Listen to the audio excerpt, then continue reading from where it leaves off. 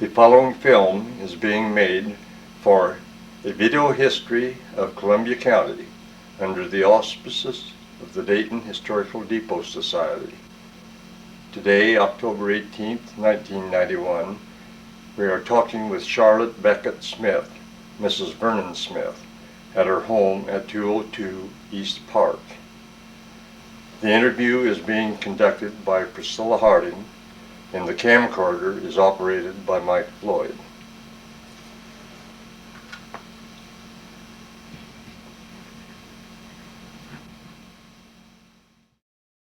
Charlotte Becket Smith at her home, 202 East Park Street, about her pioneer roots in Columbia County.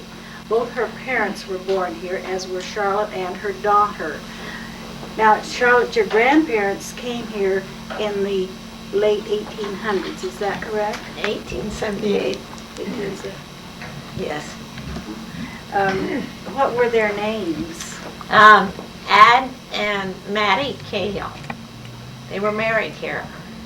My grandfather was here in 1878, and then my grandmother came up to visit her sister, who was Sarah Stevens McCubbins. And that was kind of a big, she shouldn't have come because she met my grandfather and they were married within a year. And they were married in 1881 and we lived on Ector Mountain. What was the reason they came to this part of the country? Well, they came from the Willamette Valley, part of them did. Oh, they did? Yes, they did, and they came here because they were close to the mountains and there was water, fir trees to cut and build their homes with. My mother always used to say, I don't know why they ever left the Willamette Valley, but they did, my grandparents. Were they farmers in the Willamette Valley? Yes, and they just recently, well, last year, celebrated their 100th anniversary for reunions in the Willamette Valley. So there's still a lot of members of the family living there. They became farmers here. You say they settled on. Yes, my grandfather's parents were farmers, and they are not the ones I'm speaking of that came from the Willamette Valley, but my grandmother's parents. But anyway, they all have farmed. Farming has always been in the background for years. Did they live up there all the time, or did? Yes, they lived there from about 1881 to about 1897 when they came down and bought a house on First Street at 401 South First. Did they have a family while they were living up there? Yes, they had 3 daughters. They had to send to school. Was that a reason they moved to town? Yes, that was one of the reasons. And I can remember my grandmother saying, well, I wasn't around at that time, but she kept saying, Granddad worked so hard that when he was 35, she thought he was old enough to retire.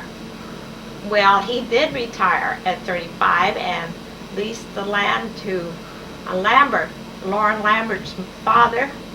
And at that time, when they moved to Dayton, then grandmother had a fit because he was around all the time. So she said, well, we should do something about this.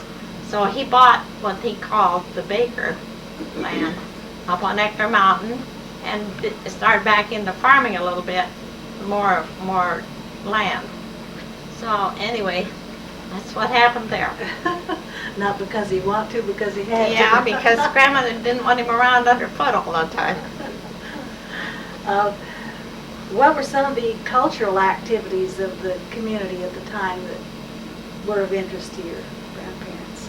Well, my grandfather and grandmother weren't too social, and so far as they got 3 little kids to raise. They had a horse here on First Street. Can you imagine? They had a barn with a cow and chickens and a horse, and then my granddad used to get in his wagon and drive the horses up on Ector Mountain to the where Lamberts lived and so forth, and take care of things up there as best he could. So, but cultural. My grandmother was more interested in fancy work and embroidery and doing things, knitting. In fact, my curtains in my dining room are 100 and some years old, all tatted. And By your grandmother? by my grandmother, and they're good to this day. They're over 100 years old, and I have 11 panels, and I hope maybe we can take a look at those because the tatting is just indeed, yes. unique. You say they weren't especially active socially. They didn't play cards or Oh, belong to they had clubs or- some friends that used to play cards with them once in a while, but grandmother, they were more interested in their family than social deals. But when their daughters got to be, they were the social, they did everything. They were dances and parties and things just sort of changed around. And I don't know what the girls did when they were real little, but except played on the farm. They were there till the girls. Oh, my mother, I guess, was about 15 or 16, somewhere right there when they moved to town. Well, then girls did go to school at a rural Yes, they- school Yes, they did. until high school age, I suppose. They only went when the weather was decent because they had a long ways to walk down through a canyon and up the other side to school. Were there quite a few families living up there at the There time? were. There were a lot of families living there. Was your dad interested in civic Uh, affairs? My dad was born and he wasn't raised here. He was born in Dayton. Excuse me, I guess we were talking about your grandparents and I switched to parents. Well, all of a that's sudden. fine. I wanted to keep it on grandparents till we got to the end of this. Okay. Wondered if he was interested in any of the civic affairs. Well, my granddad was on the city council. Okay. Yeah. He used to walk down there to council meeting and come back all stirred up over something. So what we're doing today in Dayton and what they used to go through, they needed new streets, they needed a new city hall, and he used to be very perturbed over all these things. And that's my grandfather I'm talking about. Cahill. Cahill, Ad Cahill. Well, it was pretty much the same type of thing as is going on today. Yes. Except a little more modern. What goes round, it comes round. That's my theory because I was born in the house across the street here. And this house that I'm living in right now was being built when I was born. This house here was way deep down in the ground here, and a Chinaman used to raise truck gardening here. And then Homer Price bought the property because his sister lived across the street, J.J. Edwards, Mrs. Edwards, Celeste Edwards. And so they wanted this house as a new home for his bride. I mean, he did. So anyway, they built this house. So I've always been here where I've seen this house and loved it. So. Well, you mentioned one time that the land had been filled in. Yes, it was. It filled up, and that's how come the house is so high off the street, is because they filled in and then built a pretty high house on top of all that. I guess they were afraid of the flood or something coming along. Was it, you said there was a truck garden here prior to that, so it couldn't have been because it was rocky or they were afraid of water or coming from underneath. So. Well, I think that it was dirt down low. We drilled a well here, and the first about 14 feet, I think we went through rocks that had been brought in here and piled on top of the ground, and then we finally hit the soil, and I think we got water at about 17 feet. That's not too far down, but No, it isn't. anyway, we were tickled to death because it used to be when I was a kid, everybody said, well, if you lived on the west side of First Street, you all had water. But First Street itself made a difference, and if you lived on the east side of First Street, no water. And I can remember everybody talking about, well, you live on the right side of the street to get water. I always used to wonder what difference does the street make, but it seemed to. Speaking of streets, what was the condition of the street when you were growing up? One thing I was curious about is, has it always been as wide as it is now? It's always been this wide, but it's not been paved always. And see, I went out on a farm for about 5 years after I was born. My folks moved out on Ecker Mountain. And then when I was 5 years old, my mother we came back to Dayton to live because I had to go to school. So there was a gravel street when I moved here. And then the city decided to put in the first concrete street in Dayton. And I remember we had over 100 feet over here. And it cost my mother $121. $1 a foot for the concrete. She thought that was just outlandish, and so, but she had to pay it. So it took her a year or two or three or whatever, but she never got over that. She always, anytime the city would come and dig a hole in the concrete, she would have a fit because digging up her concrete and then she sold a lot off, so she didn't have that much frontal property, but she had quite a bit. And that was your mother, not? That was my mother. But First Street, now it's oil, but it cost $1 a foot.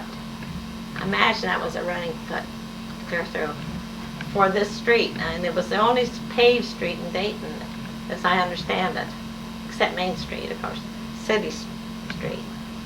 Well, you told me one time that your family has lived on this street for over 100 years. That's right. My grandparents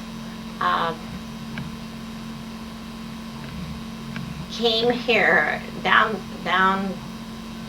They owned property from 401 South First, and then my grandfather bought that house, and then my husband's family bought a house, but it was a little later, and the two of us grew up on this street, so I call this my street because his grandparents and his parents, my uncle and aunt, my cousin, my grandparents, and my mother and I all lived on this street within 5 blocks of each other.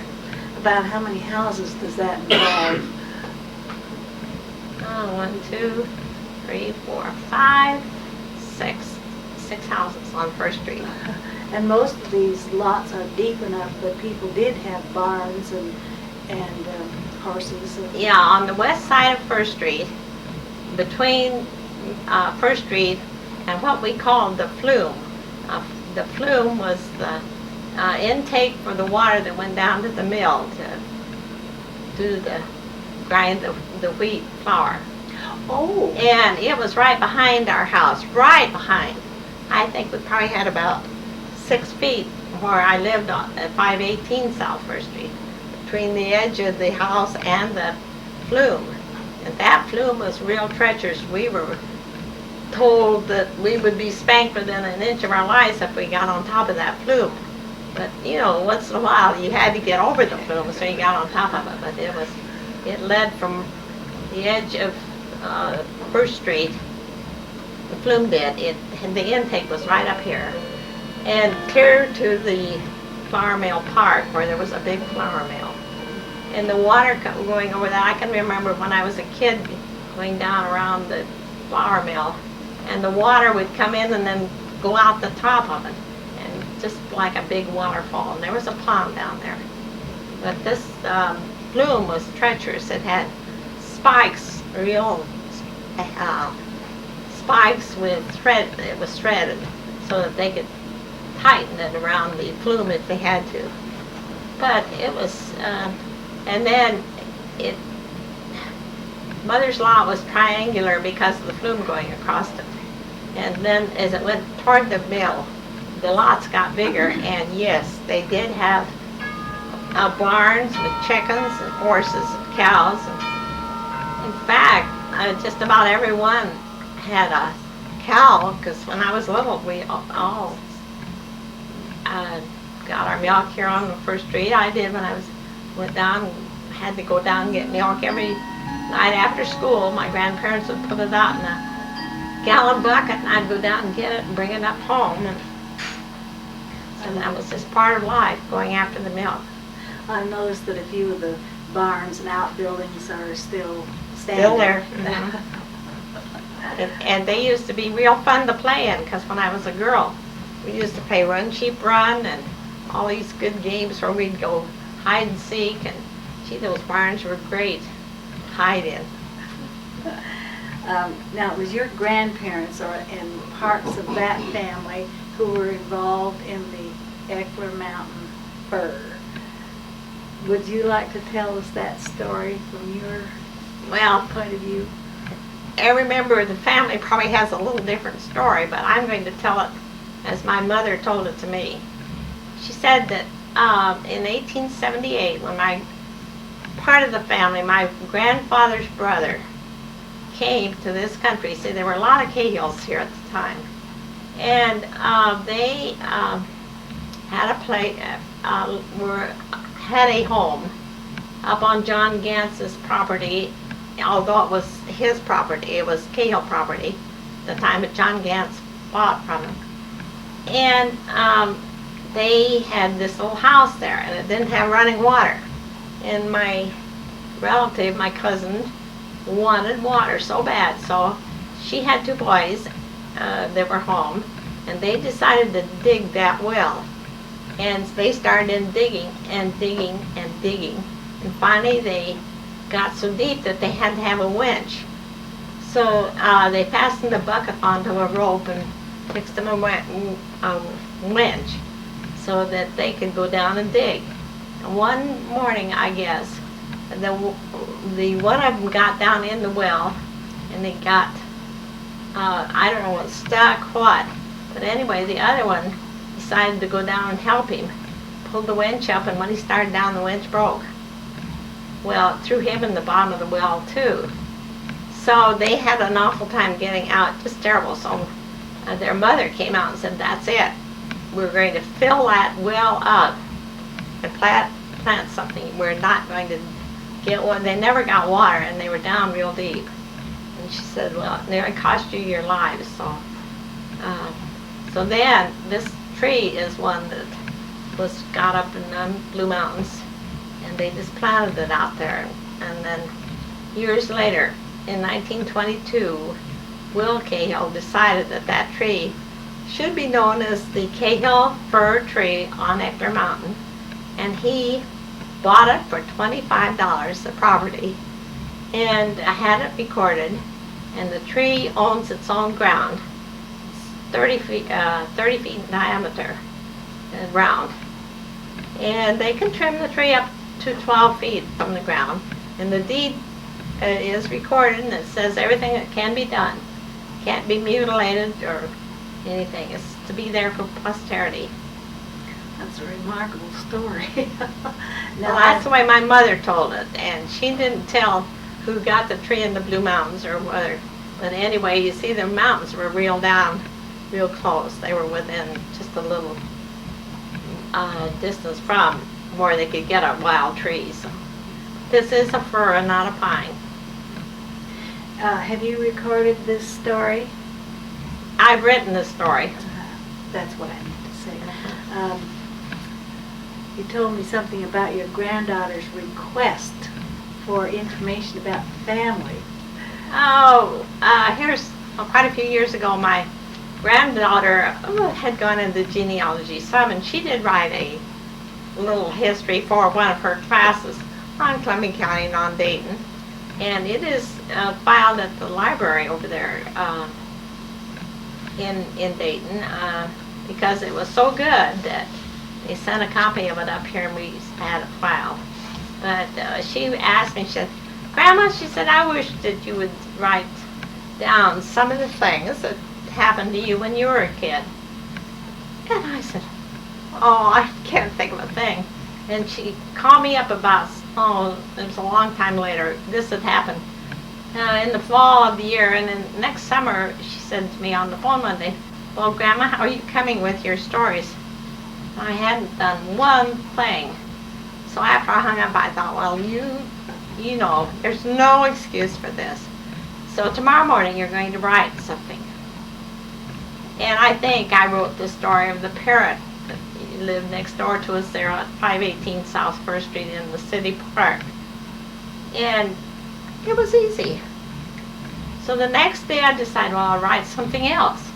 So I wrote how First Street used to be and how I got whipped with a little boy that lived down the street because I didn't ask if I could go buy his snowman on the street. And it caused quite a ruckus. My mother came down, my grandfather came out of the house, and Mrs. Swiggle came out and got him by the hand, and it was right out in the snow. It was quite a ruckus. But I did then. I've written a lot of stories, and they are on file at the depot. This happened. Well, I think we're lucky that your granddaughter asked for that. Yeah. Well, geez. In fact, it was fun. It really was, and I was ashamed of myself. I hadn't done it, and but I have quite a few little stories. Are there any other anecdotes about your grandparents that you'd like to include in this? I can't.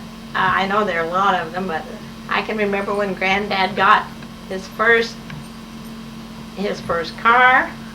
It was a Buick, and I think it was a Buick. I know that the car I'm referring to it was a Buick, and I don't remember if he had an old Ford to begin with or not. I don't think he did. One of my granddads did, but I think it was my granddad Becket, who lived in Pullman, Washington, had it. But anyway, I can remember Grandfather Cahill's car. It was a Buick, and we just thought it was a palace, you know, just so great.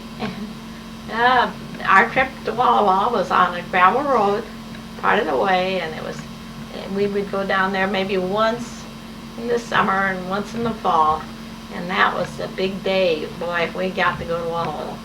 Could you do it in one day?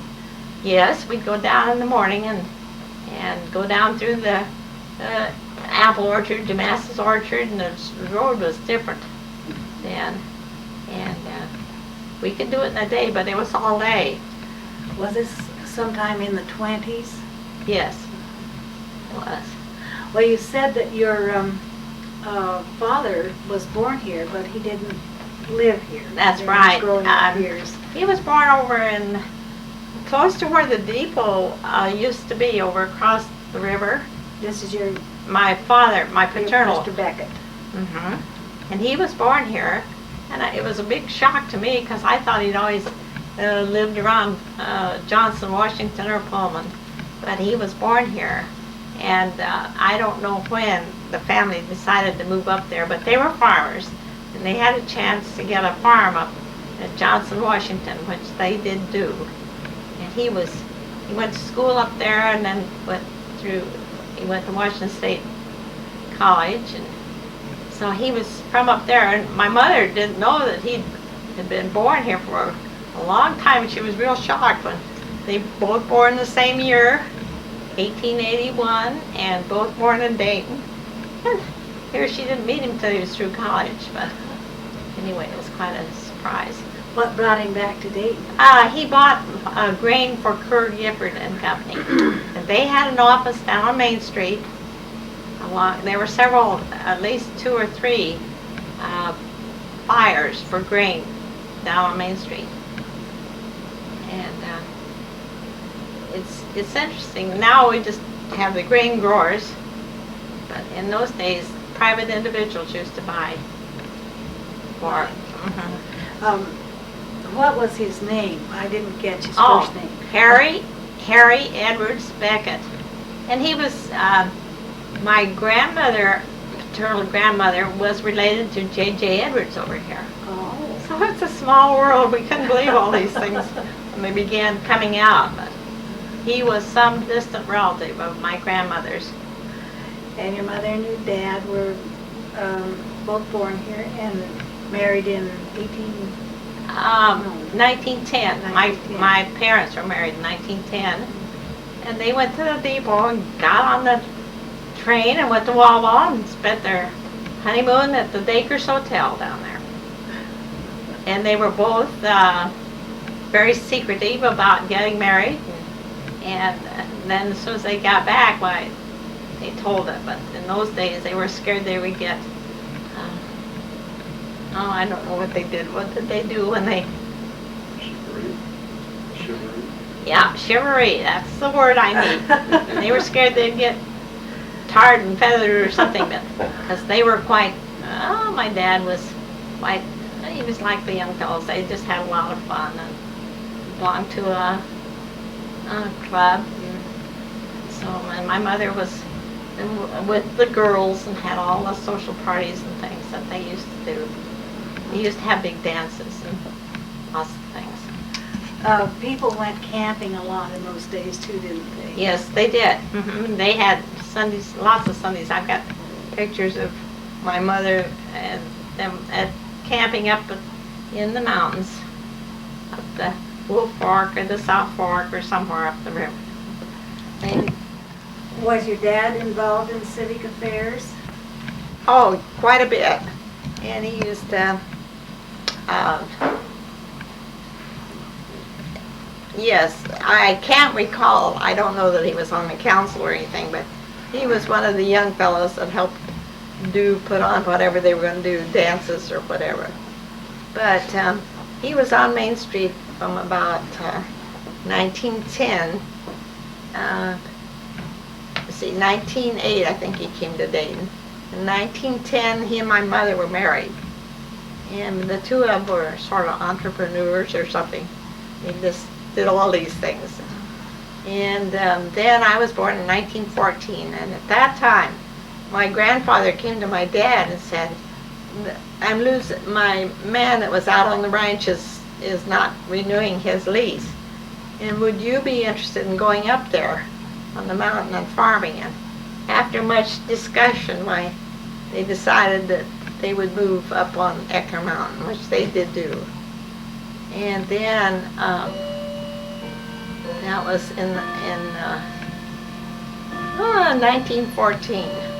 And then we lived up there for 2 years, and my father was out driving a calf up Malcolm Grade up there, and he dropped over dead with a heart attack.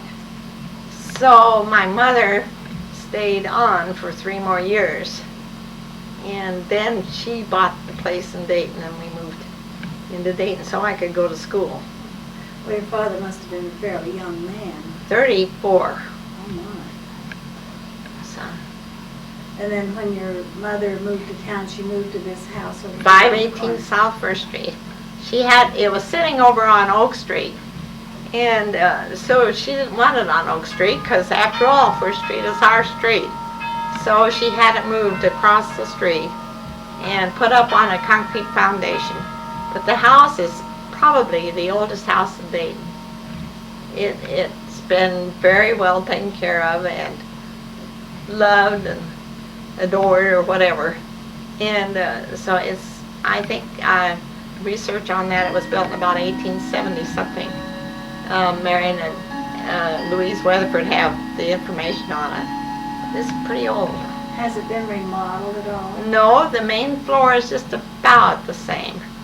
And the little upstairs, the contour of it is just very much the same as it was. But it was a cute little house.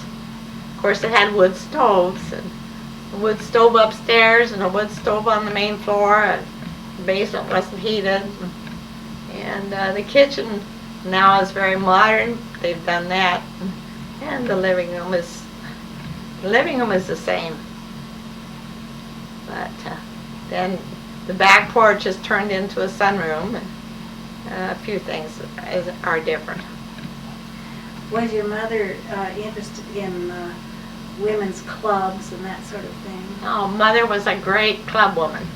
She really was. She was into that all the way, and she really enjoyed her club work. Are any of the clubs that she was involved in still in existence? Yes, Mother was a charter member of Elizabeth Forest Day Club. And here, 2 years ago, they had their 50th, wait a minute, 60th, I think. More than 60. 50. Yeah, it's probably 60th. Anyway, they asked me to come over, and they were reviewing the lives of their charter members. And I felt forced to be asked to tell them about my mother. But anyway, that club meant a lot to her. So. Now, she played bridge, as I recall, and was she in attendance at the luncheon bridge that took place on the balcony around the depot? Oh, Depot yes. down? Yes, back when my mother, anyway, from 1920 on, Dayton was pretty social. They played lots of cards, gave lots of dances. And one day, Mrs. Bryant, whose husband was the station master down here at the depot, she gave a big bridge party. And they put bridge tables on the balcony of the depot. And it was a beautiful day, and they had a lunch and played bridge up there. And I went up after my mother. I can remember it so well. And it was just beautiful. I can well imagine that it would be Yeah. a wonderful place for that. Are But- there any, oh, I'm sorry. No, I just not recalling anything specific. Any other anecdotes or special memories about your parents that you'd like to share with us?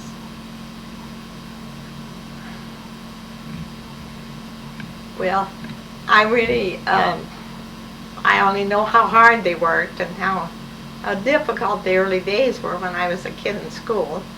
And I remember how things, I used to have to walk a mile to school here in Dayton because we lived right over here on South First. I walked right by the main school here where there was a first grade and walked clear to the far end of 4th Street where there was a little primary school. And I wasn't in the right district. I had to go by first grade here and walk all the way up there. I remember that. Politics is one thing, but it's been that way ever since I've been a kid. So it is the right, if you're not the right place, the right time, why you just do what they tell you. At what grade level were you allowed to go over to the main school? Main school, I was in, let's see, the 3rd grade. 1st and 2nd grade, I went up to the upper primary school, it's called. And I think the 2nd year, they did make the switch so that we came down to the main school. But anyway, it was a long walk, and my mother used to walk it half the time with me, part way anyway, to be sure that I'd get up South 4th and clear up there to the school. Do you remember the name of the teacher up there? Yes, her name was Israel, because she gave me a spanking. The water used to come down the streets if it rained real hard, and it'd flood where you crossed. And she told the kids not to cross the water. And I was supposed to go home for lunch. So I crossed that water and got wet. And when I got home, Mother had a fit. Then the teacher found it out, so I got it. They gave spankings and real good. That wouldn't happen today. Are all your parents and grandparents buried up here in this? Funny as it is, my great-grandparents are buried here. If Did you can know imagine. them? I didn't know them. No, but they are buried at the Dayton City Cemetery. And then my grandparents, my parents, now my husband. So, What was the name of your great-grandparents? I don't think we talked about that. now their name was Becket, Oh, and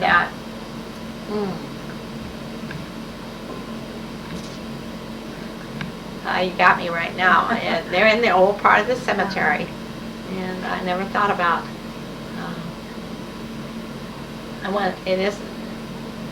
it's a good old-fashioned name, and I can't think what it is right now, but he and his wife both, and they have a grandson that's an adopted grandson that's buried with him, and I know his name is Claude Becket. That's on your father's side.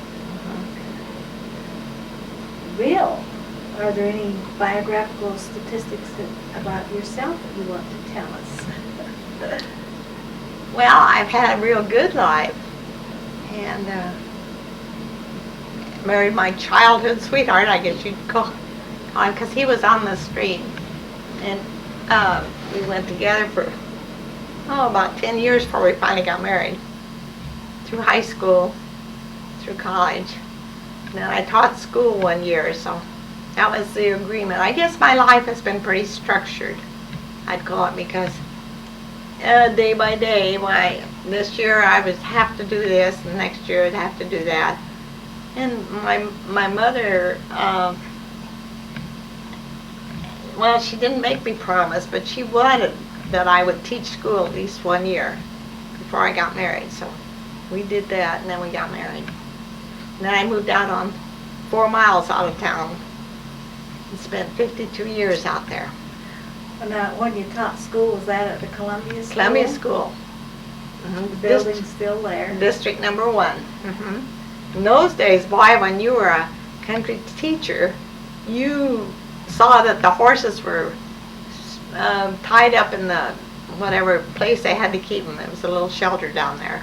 You did the janitor work. You just got lunch if you had to. You did everything. These teachers now, they don't know how lucky they are. How was the pay in those days? Let's see, my first paycheck was $65 for a month. And you were expected to do all these extra things, and that would be included in your salary. Yeah. How many students were there? Well, I had 4 grades. I had the 4th, 5th, 5th, 6th, 7th, and 8th. 4 grades. So we put the plays, did the entertaining, put the plays on, whatever had to be done. But they were, in those days, when the school was the center focus of the families, you know. So, yes, did whatever you had to, never thought about it. And I remember I rode back and forth with the other teacher because I didn't have a car. And I didn't have a car until I got married. So we did a lot of walking or bicycling or something in those days. But anyway, I rode back and forth with her. She taught the primary grades, and the 2 of us spent a year.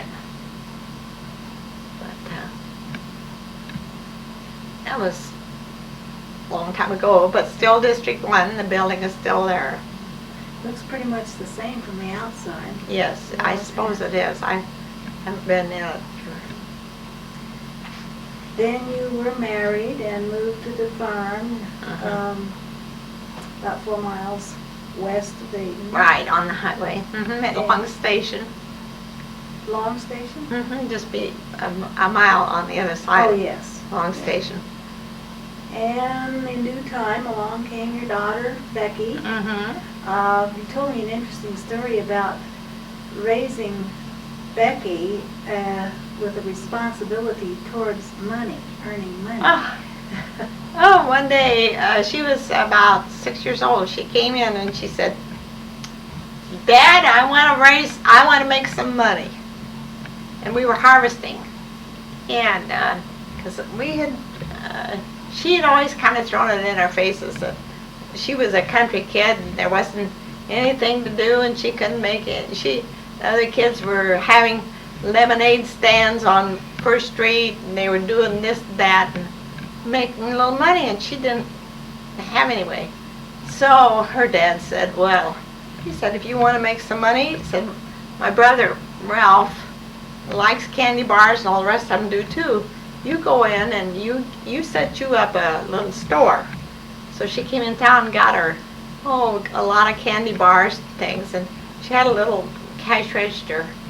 And so she charged them 7 cents for a 5-cent candy bar. And boy, by the time harvest was over, she was wealthy with about 20 cents. But anyway, she sold Ralph lots of candy bars. And he told her, he says, and it shows too. But anyway, then the next year she had a fit. She said, I can't make any money out here. So anyway, that's when your dad comes into the picture. We told her that our water trough was full of goldfish, and that if she wanted to sell goldfish, she could make some money on that if she could find where to sell them. And your dad, Mr. Bowers, had a store that sold fish bowls. So she went in and talked with him, and he told her, well, if she could furnish the fish, she could sure bring them in there, and he'd put them in the bowls, and maybe they could sell them. So she sold him fish for 25 cents a piece, but she had to go and get them out of the water trough and get them in town alive and well and everything. And boy, I tell you, it took her about, I don't know how long, but she got every fish in that water trough and sold it. So she made a little money that year. And then from there it went on all the way up through grade school and high school. She did little things. The next thing, she got some bummer lambs and had to raise them. And then she had a little money after the bummer lambs.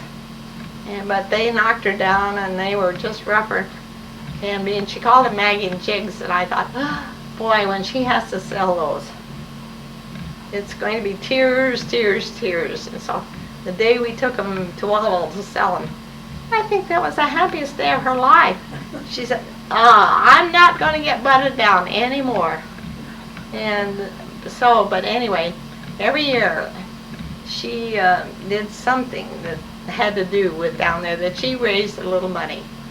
And once she went to college at Whitman, she used to go down by the student union building now, and she'd say, well, at least I own the doorknob, because she had stock in there. She'd finally made enough money that she could buy some stock in it was a credit bureau of some sort down there. Can't remember the name of it, but whatever. But she decided later that a farm, that was the best place in the world to try to make money. And she used to, one deal she did, which she didn't like, we had a picket fence clear around the house. And her dad told her that he'd give her 3 cents a picket to paint, maybe it was 6 cents.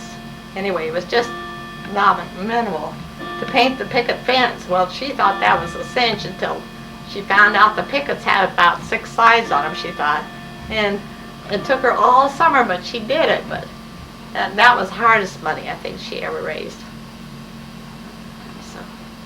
So she developed quite a sense of responsibility and yes, and she said, care of her money. After I had my youngster, she said, I told them, there's ways out there to make money. You just got to find out where it is. And then she would tell about what sold the goldfish and all the things that she had done.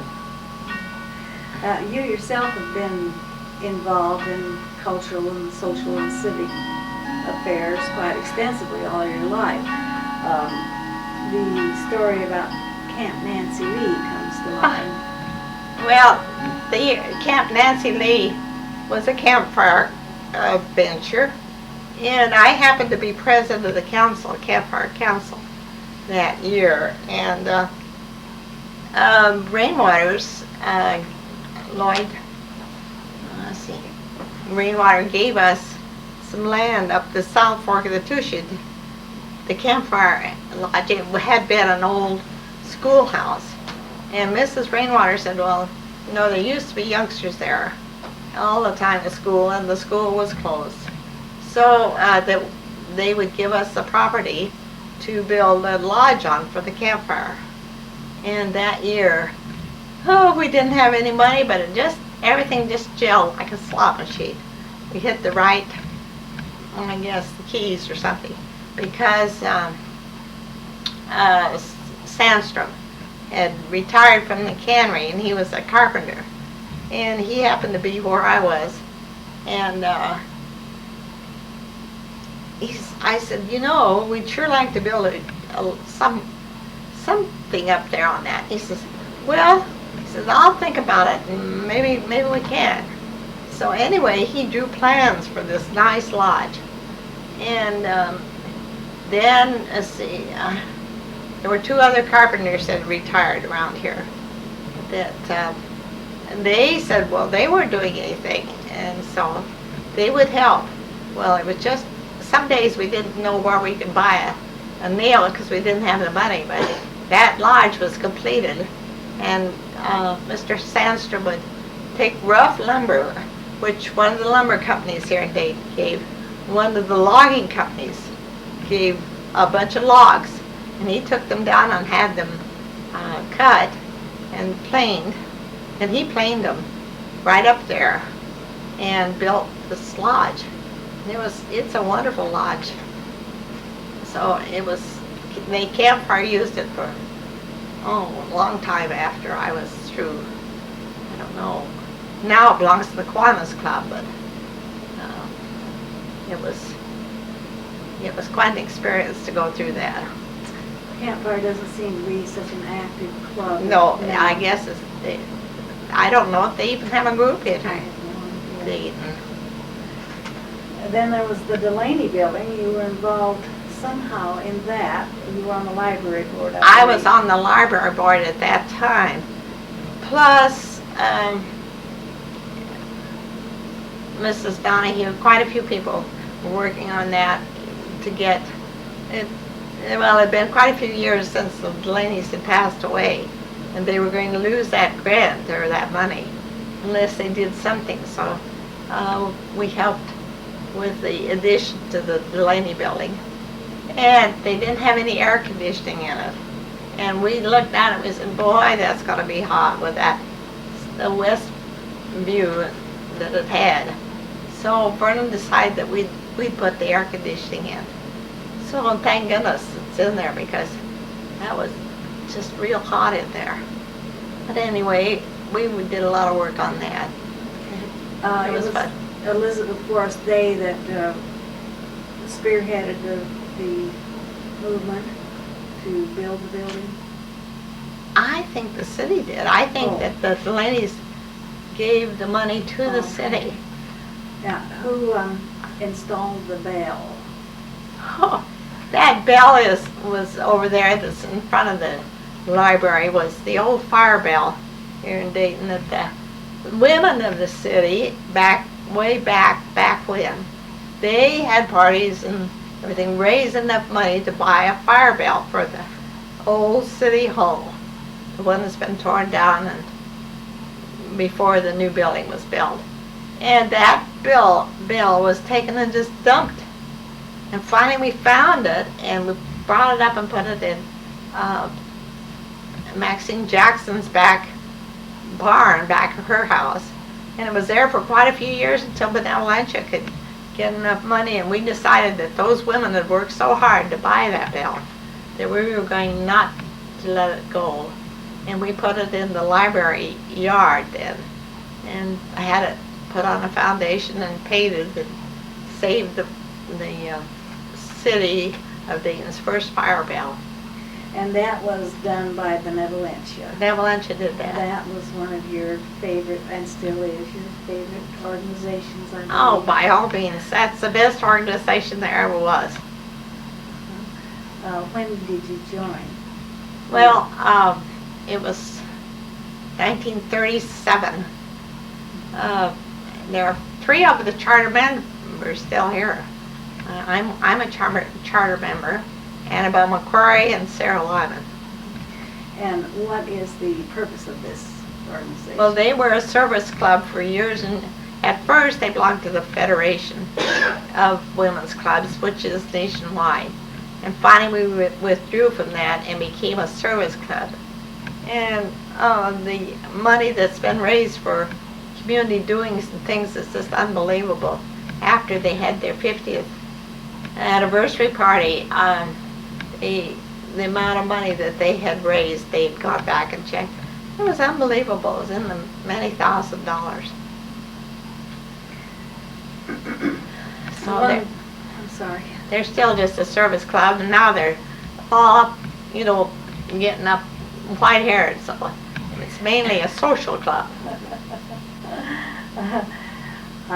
One of the more rewarding activities, I believe you said, was the restoration of the depot. That's right. And the restoration of this house. See, this house came before the depot, because we were coming home from a trip, my husband and I, and you know, I said, you know, that Price house is for sale. How about let's looking at it? And Vernon had gone by here since he'd been in the 7th grade, and he took him a while to decide whether he would be interested, because he was getting tired of working. But we stopped and got an appointment and came and saw the house. So we bought this in 1970 and decided to restore it because it was going downhill, and that we did. And then the depot came along in about 1975 to raise money, and that we got in, and that was most rewarding, to see that depot being restored the way it should be. And we were with it all the way from the time they dug the foundation, and it was water coming in just like crazy. Main Street, the bank down there has a sump pump running all the time under it, and there's lots of water there. Even under the depot it was full of water. And they had a hard time getting rid of it, but just the restoration of it was just delightful and hard, you know, a lot of decisions, a lot of problems, but that's been so rewarding to us. It's taken quite a few years to accomplish that, hasn't Yes, it really has, but at least where there's a will, there's a way. And now it's the focal point of Dayton, just about. They have their, you know, so it's... See, I believe we should have mentioned that you were a member of the AEW for 35 years. In the year I taught school, I was asked to become a member of AAUWN. So I did, and I belonged for 35 years. But they're more or less a study group, and they did some things for the school and things, but it's university women, I mean. So it was, we used to meet at night, and I finally, after 35 years, decided that was a little much. Was it rewarding while you were a member? Oh, very much so. And I used to enjoy being with the gals, and because while I was teaching school, was, you know, around the town during the daytime. But then when I was married and living on the farm, that was great to be out with the gals. So I enjoyed it very much. Are there other anecdotes about your life that you'd like to share with us? Well, I guess that I would say that I look back on my life, and I think it's been a very happy life, and we traveled quite a bit and done a lot of things that has been rewarding to us, and just living here. But I think this is the greatest place on earth, just about this First Street, Dayton. But, well, we thank you for this interview. I think that Mike wants to take a picture of your living room and ask you some questions about some of the furnishings all that right. Vernon has built. Well, Vernon was his card said he was a wheat grower and a wood craftsman. And the wood craftsman was his hobby, and he really enjoyed it. Charlotte, during the interview, I heard a lot of clocks chiming. Why is that? Well, Vernon had a hobby of building grandfather clocks, and they challenged him he was a person that loved being able to do something intricate. So my mother sent east and got him a blueprint of a grandfather clock. And she said, I know you can do it. And you never said you couldn't do anything around him. His motto was, do it now, and where there's a will, there's a way. And he built 11 grandfather clocks. Not from kits, from scratch. And that's what you hear around here. One of them is a mantle clock. But there are 2 grandfather clocks. And he built both of those. One's his grandson over here, and the other one is one that he built for me that I wasn't very happy about, because he said, I hate winding grandfather clocks all the time. So he made mine electric. And I said, no grandfather clock was ever electric. But I know that Vernon built a lot of clocks, and he kept a lot of clocks in Dayton going. Yes, he sure did. The library clock is real old, and that was a definite challenge, because he got into that and discovered that they'd used Alka-Seltzer bottles and everything for the weights, and he couldn't believe what they'd done. So he took it all apart, and it had been burned. The whole front of it had been burned real badly. So I think that was his best restoration job of anything he's done, is that library clock. And he kept it going and all the time for 10 or 15 years after he fixed it. But it's a gorgeous clock. And Let's get back to the depot. I remember seeing Vernon working out there on the depot, on the exterior of it. I don't know what all he did, but there are some decorative pieces on the exterior and the railing around the deck. Now, did he do all of those things? yes, he did. The railing he cut out in our basement. Drew them out and then put them in wood and cut them out. All those posts on the railing, every one of them was cut in the basement of the home. Then up on the top of the building, there is a design in a board up there that was, the board had been torn off and destroyed. So he copied one on the opposite side and then put the designs and things in it. Restored it before you came here to live, didn't you? Yes. Can you tell us what about this room is restored? Well, let's see. Homer Price died in about 1968, and I had been here since I was a little girl. I used to teeter-totter in the backyard, and I'd always liked this house. So we decided, Vernon and I, that we would like to restore it to its original state if we could. And we were able, in 1970, we bought it. And then in the fall of 1970, we decided that we would get a contractor to restore it, and with Vernon's help. So we got Albert Land from Waitsburg, and we had the back of the house was very cobbled, little bitty kitchen. They ate their meals off of a card table, a ironing board that led down from the wall. That's where they ate. That was how small the kitchen was. Then 3 little tiny bedrooms and a bathroom and a great huge closet that went clear from the length of the dining room, clear across. So we knew that would never work with what we wanted. So we tore all that out and restored it to be the same as the living room and dining room with the old things. So but it took them over 6 months to restore it. But we were able to do it. And then we put in an apartment on the 2nd floor. Alta Price, she'd always said, well, when we built that house, we kind of always planned on fixing the upstairs.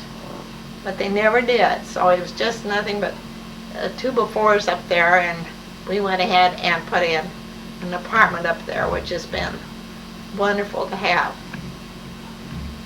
In this room and the dining room, was some of the wainscoting replaced, or was this all original? No, it isn't all original. There's a little bit been replaced because by the fireplace there were two doors, and one of them led into a closet, and one of them into that tiny bedroom.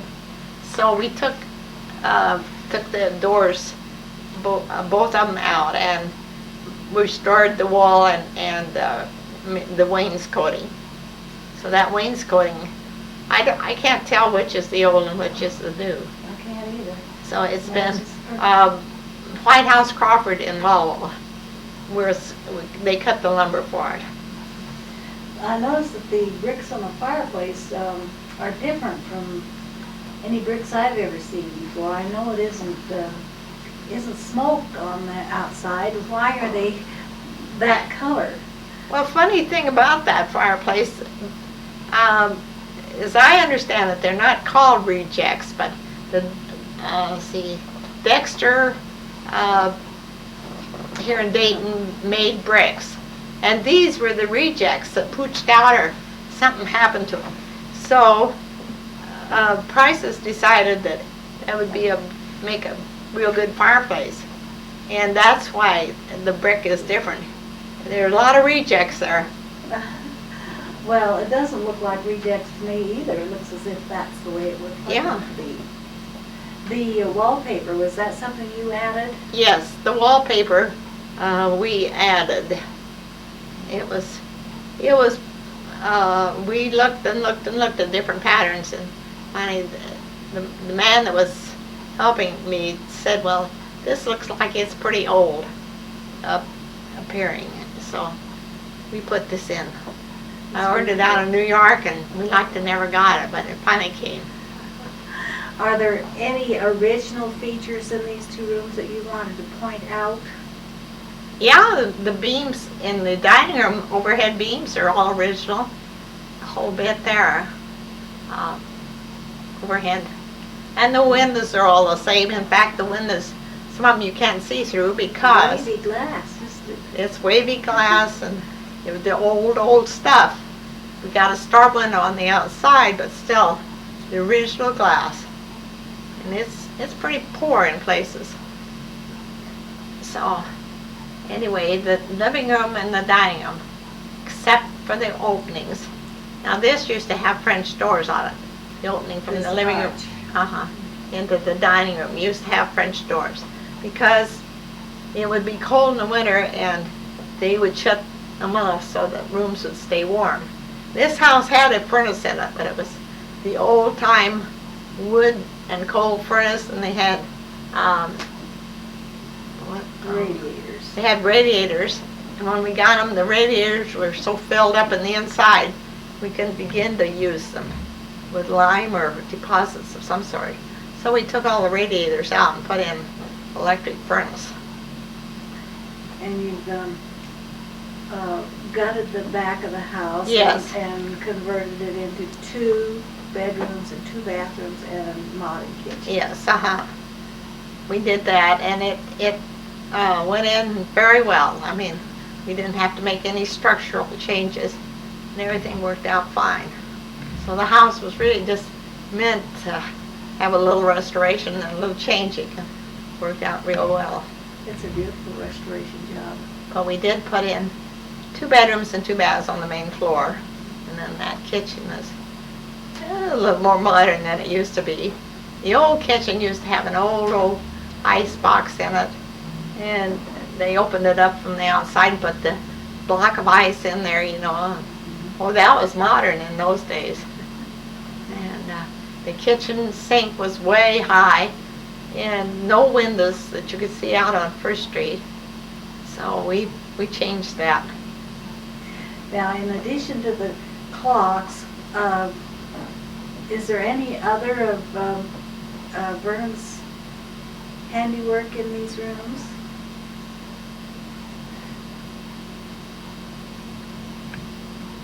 Well, probably upstairs there's a lot. There is very little on the main floor here except making things work with the space that he had. So he did take out the French doors here, and he did put in a closet in the master bedroom, a big one. But did he build pieces of furniture other than the clocks? Oh yes, he built furniture. Yes, he built a desk, and he built lots of furniture, and tables, and all that sort of thing. Like I say, that was his hobby, and he loved to do it. Okay, Charlotte. By the way, I'm Charlotte's cousin, Dean Smith, and we'll now pan over the living room. And Charlotte, if you could tell us about some of these things. Now, this is your grandson's clock? Yes, Vernon made that clock for him, for his grandson, Vernon Andrew Levitas. And I told him at the time, I said, you know, if you don't build your grandchildren a grandfather clock, I'd never speak to you if I were them. He laughed. So this is the very last clock he ever built, and on the grandfather clocks. So this. Now we're panning over to this beautiful fireplace at the end of the room. The fireplace is made out of Dexter bricks, the rejects. They're all pooched out or something a little wrong with them. But they made a beautiful old fireplace.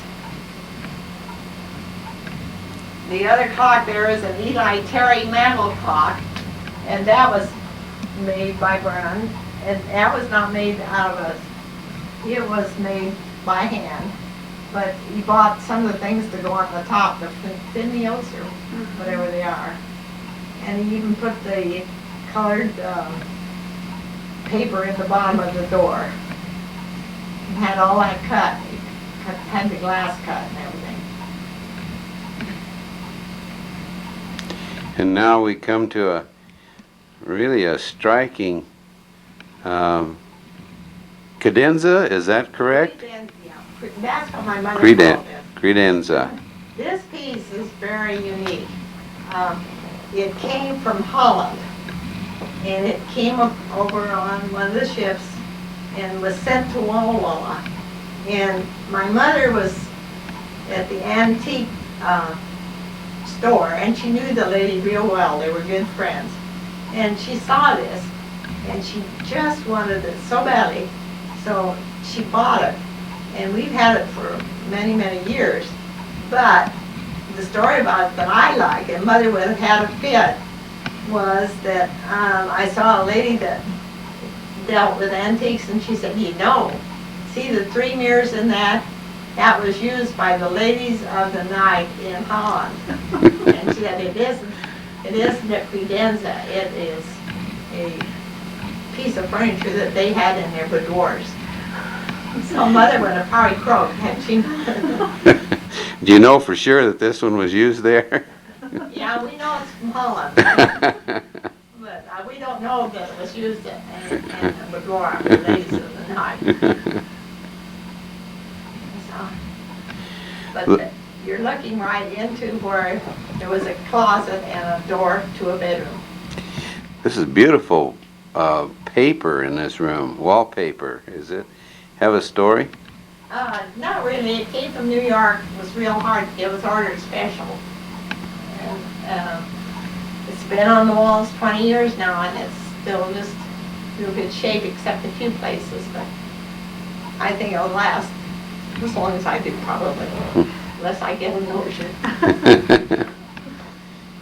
Now we're facing and looking through into the dining room. That the beams up in the ceiling are the original ones. Dining room and in the living room, they're all, the glass isn't perfect. It's got seams in it or whatever. You look through it and you can tell that it's not first grade glass. But the storm windows are first grade glass. The drapes, the curtains in the dining room are over 100 years old. Those are the ones that my grandmother tatted. And they're double tatting around a lot of it. And to think that something like that is over 100 years old and being used, like, it's hard. But there isn't a hole in them. And they were taken care of all these years.